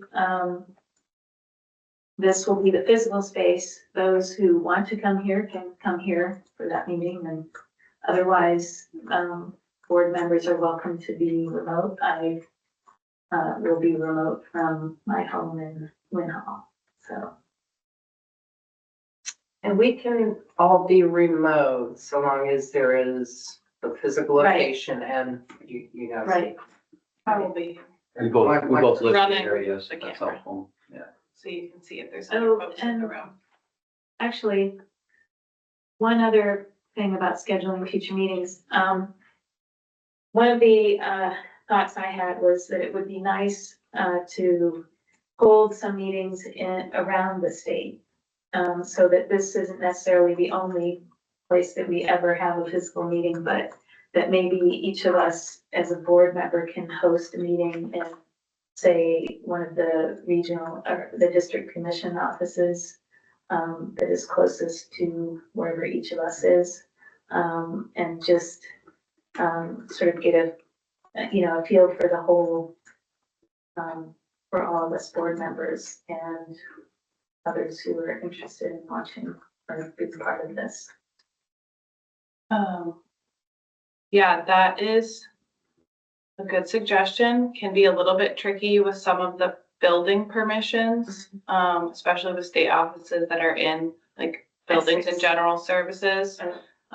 Essex is actually one of the easier Oh, it ones, is? Okay. but the Rutland office, and things like that where, sometimes the security just requires like knowing who's coming in advance and things like that. So there's a little more logistics to it, not to say that it's not possible, but we also have a list, that we put together for our district commissions for locations in towns where they could hold their public hearings. So we also have a list of like non-state office buildings that could also potentially be used for. Could you share that with us? Yep, we have it on the SharePoint, which we can Okay, get great. to you guys for sure, yeah. Yeah.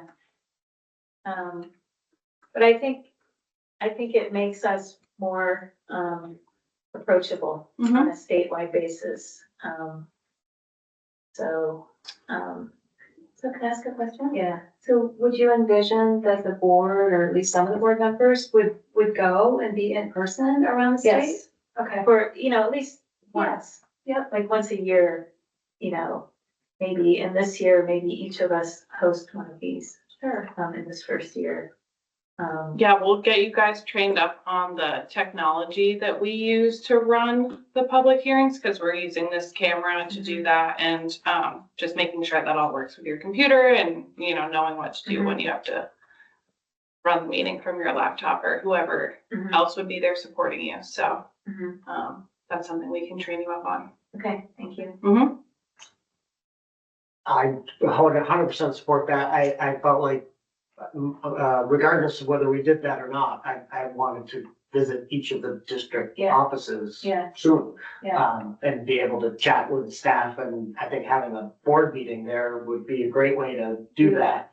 Part of it's the open meeting, the other period of time is more training, and meet and greet, so that we know our organization and they know us.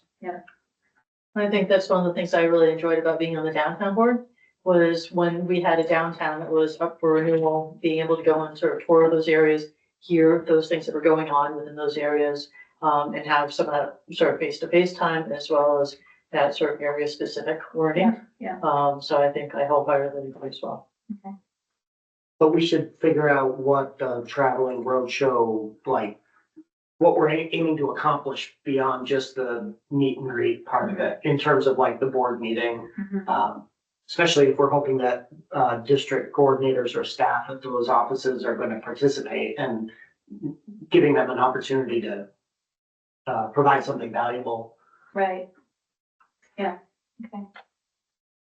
I'll just note too, we have this on an agenda item for tomorrow as well. We can talk about it a little bit more there too.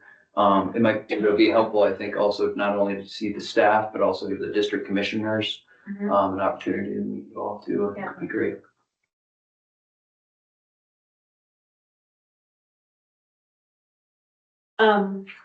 Since we have time, maybe, and we didn't spend 15 minutes on public comment, I will ask if there's anyone else that has joined us today, whether they have any comments that they want to provide the board before we consider adjourning.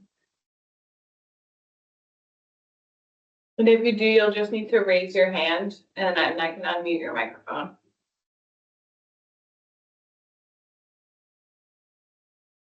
Rachel? Right, Go Rachel. ahead. Hello, thank you. I'm Rachel Batterson. I'm the director of the Housing Discrimination Law Project at Vermont Legal Aid. And I might have missed something because I didn't get into the meeting till about 40 minutes in, but it seemed to me like there wasn't a whole lot of discussion of the intersection between the tiers and everything that the board is doing and the Environmental Justice Act and impact on BIPOC and low-income communities. So I wondered if the board could talk a little bit about that, or has thought about that, or has a plan to talk about that.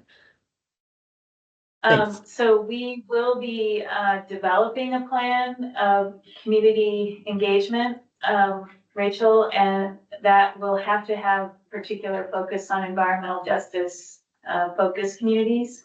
And that's something that I volunteered to sort of take the lead on for the board.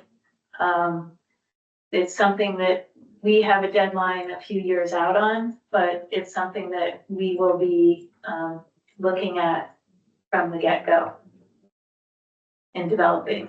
And then Act 181 has some language about, making sure that in the establishment of some of the boundaries that we're going to be drawing between the tiers, that we are not, that we're looking at burden and, benefit and making sure that no particular community is, overburdened or getting more benefits than they should be, I guess, by that, by those, jurisdictional boundaries that we're gonna be drawing.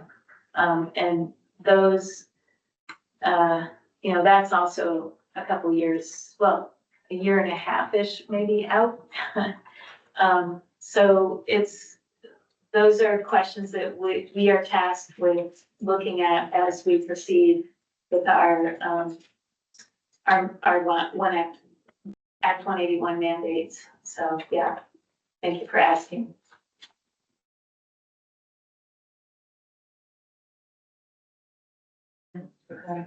Oh, hi, Tom, go ahead. Thank you. I know I spoke before, but there were several items that came up during the course of the meeting. Yeah, That if I can do them now, great, instead of waiting until tomorrow. The first is that the public comment is set to include items on the agenda and items not on the agenda. And it appears that some documents were circulated to board members that were not made available to the public. So I may be wrong, but it seemed like you were looking at documents that hadn't been made available to us. So if documents that will be discussed at a meeting can be made available with the agenda packet, if they're available that early or as soon as they become available, then it will allow the public to be able to make more informed comments during the public comment period. sure. That's a great point.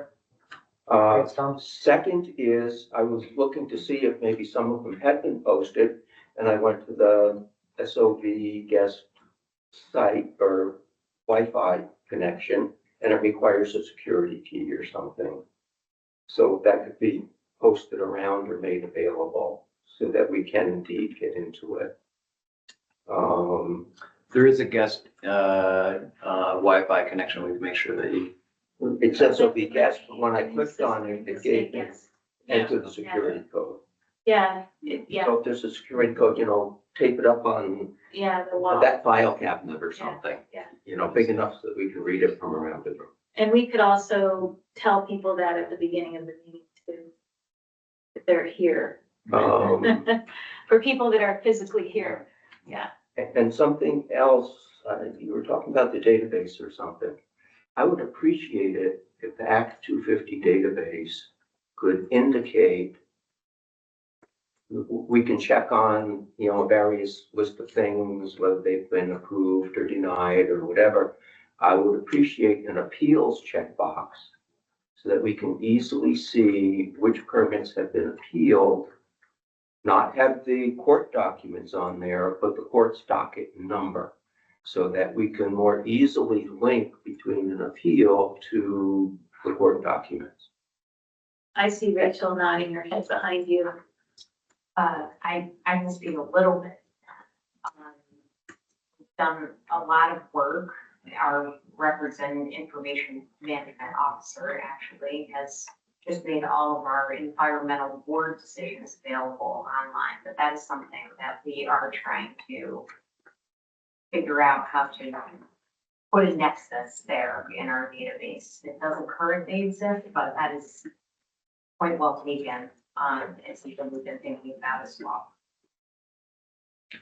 May I ask a question about the Act 250 e-notes? Are those live still? Can you click on the decisions and actually find them? Because it wasn't working.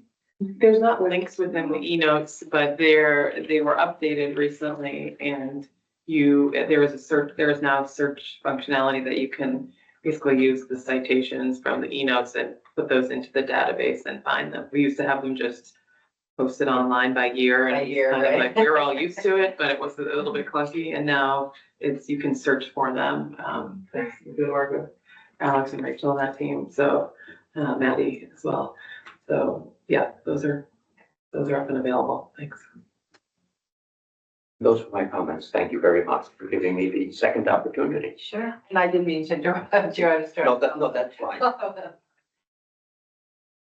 So to Tom's point about meeting materials that we receive being, made available to the public in advance of the meeting, is that doable? Is that easy enough? I think so. Okay, great. And I think some of what we were referring to were our own copies of the Act 181 bill as it was passed. So some of the stuff we might be referring to is not necessarily stuff that was specific to the meeting. Right, no, I understand that, but Okay. it seemed like Amy Sheldon had passed out and helped. Oh, us she with did document, actually. And so- actually, maybe, did you get a copy of what? I didn't Amy get a passed? copy, but we can certainly get I wrote. copies. all over mine. Did anyone not write on there? I haven't ran on mine. Okay, so Sarah, I'll get a copy for you. Sarah can, and maybe we Well, can it's not just a copy. get a it's digital copy for and everyone. post it. We'll post With it. it in it. I think that's just Yeah. something to ask of future presenters, Yeah. that they make Yeah. it available to you ahead of time, so that. Yeah, Peter, Yeah. if you're going to post it, I don't need a paper copy. Perfect. thanks. Can I raise a little issue? I think it follows up somewhat on Tom's points, and that is, I've never been a fan of making folks come and, have to speak before the meeting in the public comment time period, whether it's agenda or non-agenda item. I don't think that I think it's difficult because it's out of order in terms of often what the folks would like addressed or would like to comment on. And I am throwing out the idea of one can have a public comment in the beginning if it's a non-agenda item, but would the board be willing to make a time at each agenda item, either before or after it, so that folks can actually speak to that specific Yeah. issue? Yeah, so I think- what like just happened. So Yeah, I think there's pros and cons to that. I think that there are times that absolutely that should occur, but I think we're going to have a lot of working sessions where we need to have time and dialogue to talk uninterrupted. And so I would say that there needs to be a balance. Because I think we have a lot of work to do in very little time. And having some time for us to all have productive, uninterrupted dialogues with each other in the public forum. So I just think that there might be a balance between that. And so for right now, what we're getting our feet underneath us, I appreciate this model. And perhaps it's something as we move along and we get our feet underneath us a little more, we can do that. I'm of the same mind, Brooke, and it's the way it works in the community I just came from, that there was a public comment period at the beginning for non-agenda items. So if somebody wanted to address the board on a topic that we weren't planning to discuss, there was an opportunity to do so, and it was brief, 5-10 minutes at most for anyone who wants to make those comments, and when we run out of time, come back later. But then, yes, have the ability for the public to comment on each agenda item, but at the end of our conversation. Because I think many times, at least in my experience in Heinsberg, people's questions would be answered by just listening to the conversation. And it's very inefficient to have audience members interrupting or trying to set the agenda for the board. So I'd be very amenable to your suggestion. As long as we balanced it, like Sarah said, kept it reasonable along those lines. Well, I think in having some decorum to that too, in terms of giving people, I think some of the boards I've worked with give people by right sort of 3 minutes, and then after you get through everybody, go back to the people that have already had a chance to speak. So that there is a flow and other people all have a chance to be heard. So. And I do think that the folks that will be engaging with our board are folks that are very well versed and educated in this area. I know they have a lot of information that I've already been encountering to bring out and they would like to have heard. And so I really think that's super important, but totally agree. But I think Janet can control things adequately. And I agree, put it at the end unless there's some burning, request please, let me tell you this before you start, you need to know it now, or, you know, something like that. But I think that's truly the kind of engagement that we are trying to be involved in. We're trying to get the stakeholders and the folks that are here who want to come and help us in our tasks. I think that we should be having an open door policy on that.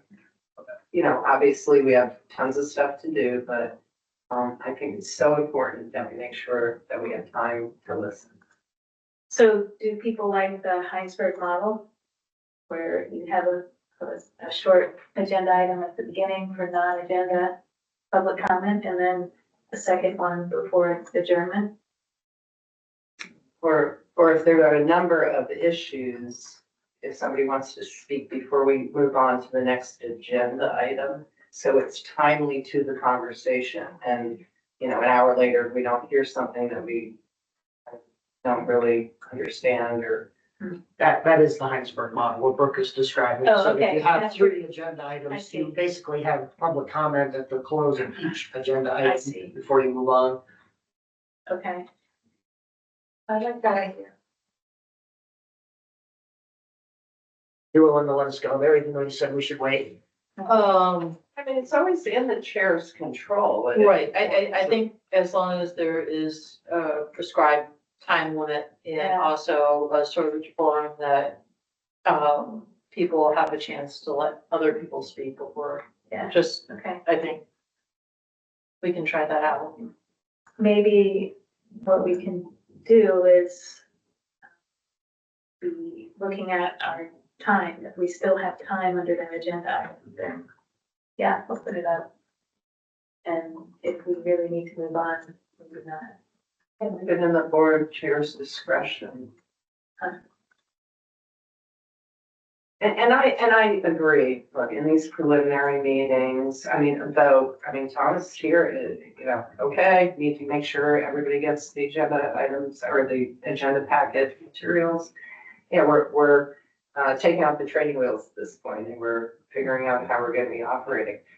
So I think leaving it in the board's discretion, but intending when we are actually operating in a fashion where we are having substantive conversations, I really would like to invite that Okay, kind of interaction. Yeah, at the time, at the conclusion of our conversation about that item. Yeah. We could have Okay. 2 very different ones, and if we make people hold their comments to the end, like Brooke said, we may lose an important Yeah. comment, yeah, along the way. And just a finer point on that, are you envisioning before action's taken, if there is action? Or would it be after action's taken?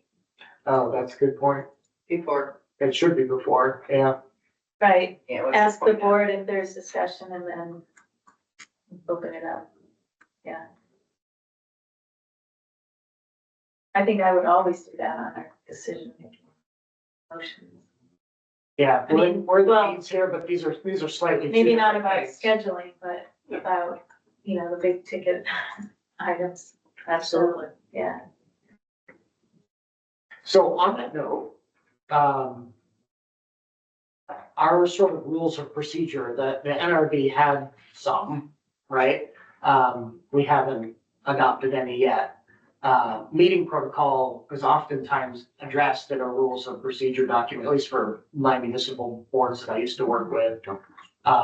So to the extent that we create one or use what the NRB did, we might want to wrap some of this into it, like, you know, regarding public comment and the boundaries on it and decorum and I think so that's on on and so for forth. action for tomorrow. Is it? That's on the agenda for tomorrow. Is it? Okay, very good.